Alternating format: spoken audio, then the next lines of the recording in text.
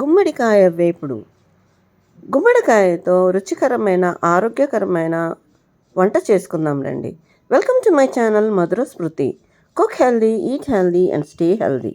మీకు కావాల్సినంత గుమ్మడికాయని తీసుకొని దాని తొక్కు లోపల ఉన్న గింజల్ని పల్పుని తీసేసి చిన్న చిన్న ముక్కలుగా కట్ చేసుకోండి.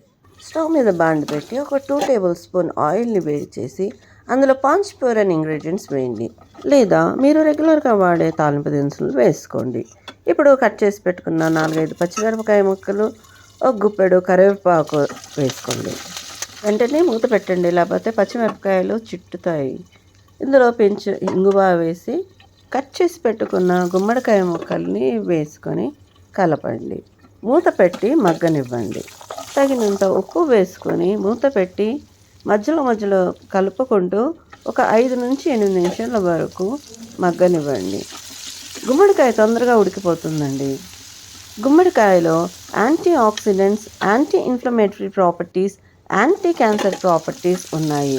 ఇందులో లభించే మినరల్స్, వైటమిన్స్ ఆరోగ్యానికి ఎంతో మేలు చేస్తాయి. ముఖ్యంగా వైటమిన్ ఏ కంటి చూపుని మెరుగుపరుస్తుంది. ఇప్పుడు కొద్దిగా పసుపు వేసి మరో 5 నిమిషాల వరకు ఫ్రై చేయండి.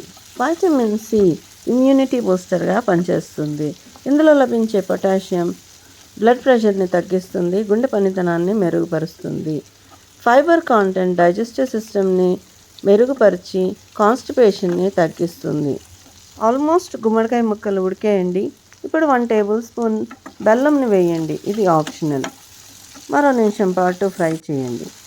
ఆయిల్ సెపరేట్ అవుతుందండి, అంటే గుమ్మడికాయ ముక్కలు చక్కగా ఫ్రై అయినట్టే. ఇప్పుడు 2 to 3 టేబుల్ స్పూన్ పచ్చి కొబ్బరి తురుమును వేయండి. ఒకసారి కలిపేసి స్టవ్ స్విచ్ ఆఫ్ చేసేయండి. కొత్తిమీరతో గార్నిష్ చేసుకొని సర్వ్ చేసుకోండి. సింపుల్గా ఈజీగా అయిపోయి గుమ్మడికాయ ఫ్రై రెడీ. ఇది సైడ్ డిష్గా కానీ స్టార్టర్గా కానీ కూడా తినొచ్చు. పిల్లలు పెద్దలు అందరూ ఇష్టపడతారు. హెల్దీ రెసిపీ ట్రై చేయండి. మీకు కనుక ఈ వీడియో నచ్చినట్లయితే లైక్ చేయండి, షేర్ చేయండి. మరి హెల్దీ అండ్ ఇంట్రెస్టింగ్ రెసిపీస్ కోసము నా ఛానల్కి సబ్స్క్రైబ్ చేసుకోండి. Thanks for watching.